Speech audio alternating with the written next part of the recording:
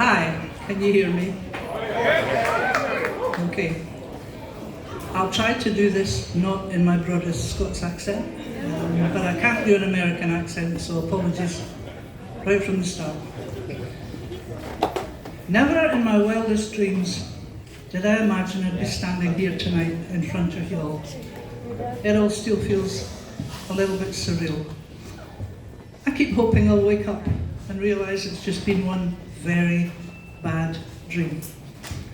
A mother should never predecease her child. It's wrong on every level, but here I am, being forced to face the reality of it.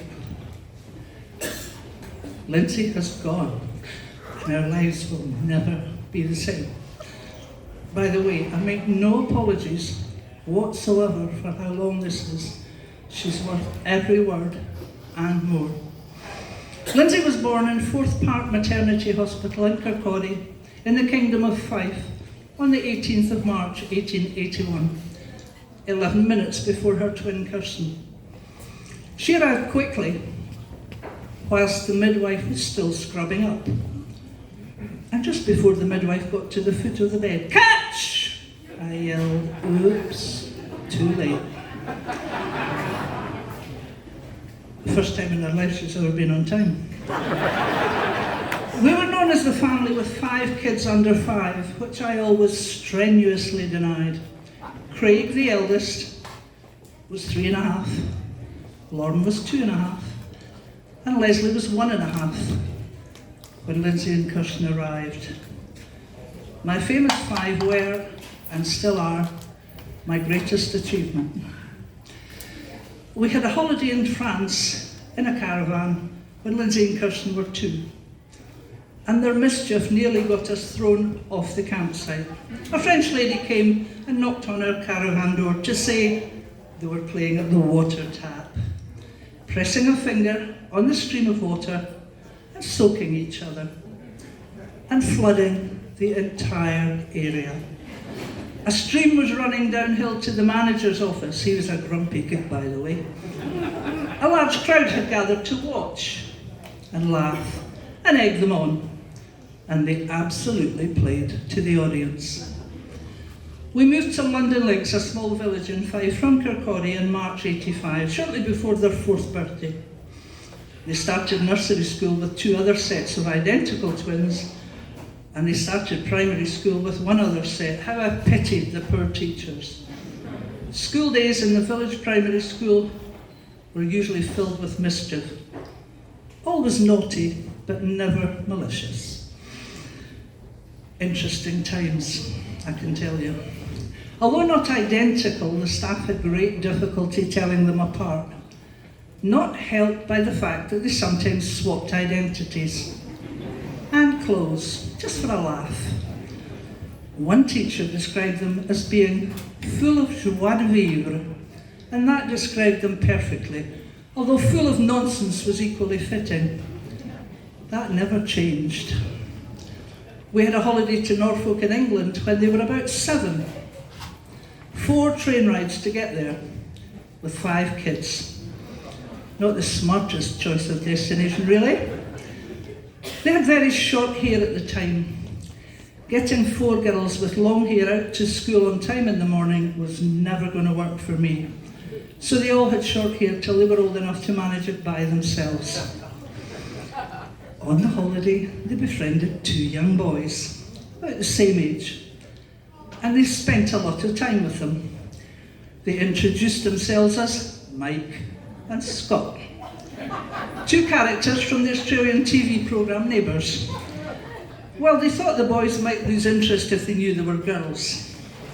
On the last night of the holidays, there was a children's disco. I insisted that they wear their best dresses.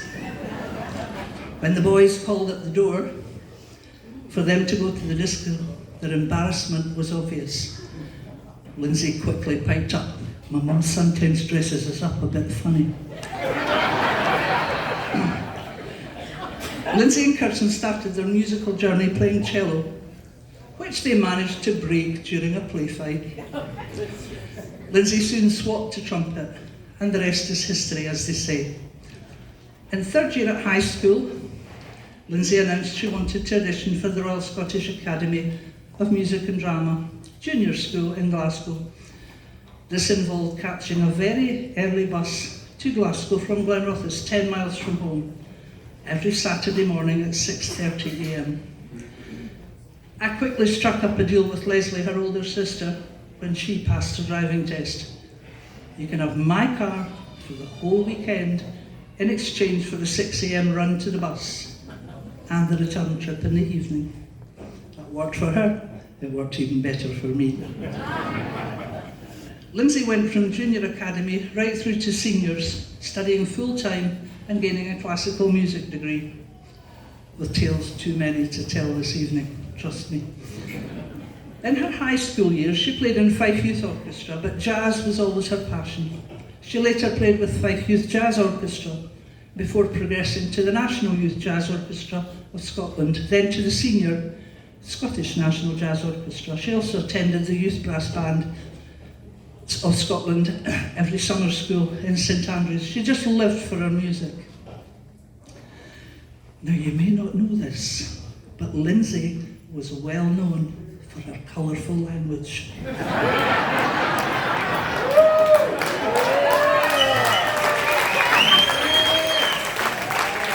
One Sunday, she was telling us a story, and she slipped in the F word. My good friend Kitty immediately said, "Linsey, language, it's Sunday."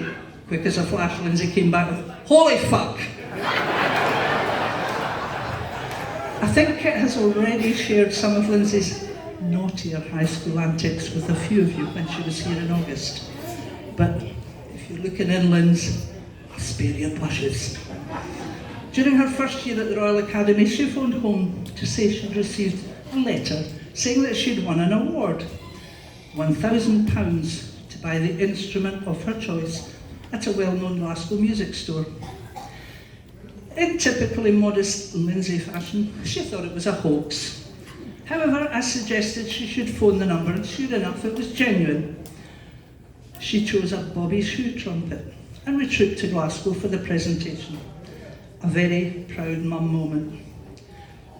We always said that Linsey could fall in the River Clyde in Glasgow and she'd come out with a salmon in each pocket.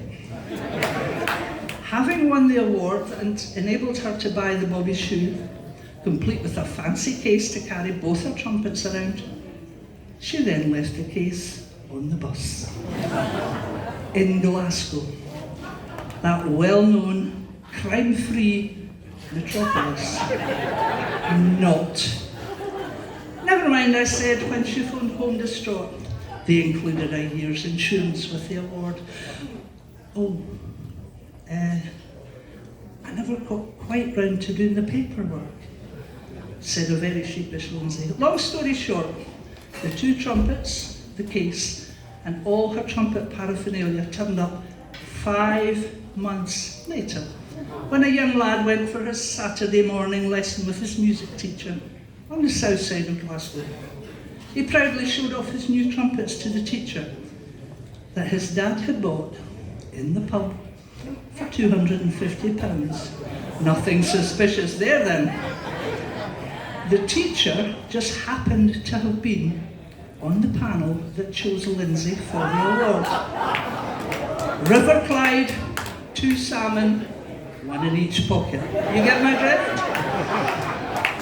My friend Kitty then paid for insurance as a birthday present from then on, which was just as well, because she tripped and fell on the ice and trashed the trumpet the following winter. At least that was a story she told me. One Christmas, Kitty's mum was staying with us. The girls were all back home from uni, and the usual dinner time hijinks were in full flow. During dinner, Leslie lifted up her glass of white wine by the bowl. Linsey immediately commented, "Don't you know how to hold a wine glass properly?" Leslie, also known for her quick repartee, said, "Listen, dole bird," and we all fell about laughing. For an explanation of what a dole bird is, check it out with Leslie. She's here tonight. To study jazz at Boston's famous Berklee College was Linsey's next ambition. Following her dream, Linsey and I headed to Dublin for her audition. She won a scholarship and received funding from 3 Scottish grant funding trusts to make it all possible. Her biography from the Dure Arts Award is over on the table beside us if anyone wants to have a read. She headed to the States shortly afterwards, and when I visited her in Boston for the first time, one of her professors told me, "Everybody's talking about this girl." I couldn't begin to think what they were talking about, but hey ho. While studying at Berklee, she met, then in March 2009, she married Dino. Olivia arrived exactly 9 months and 1 week after the wedding, and Dino Jr.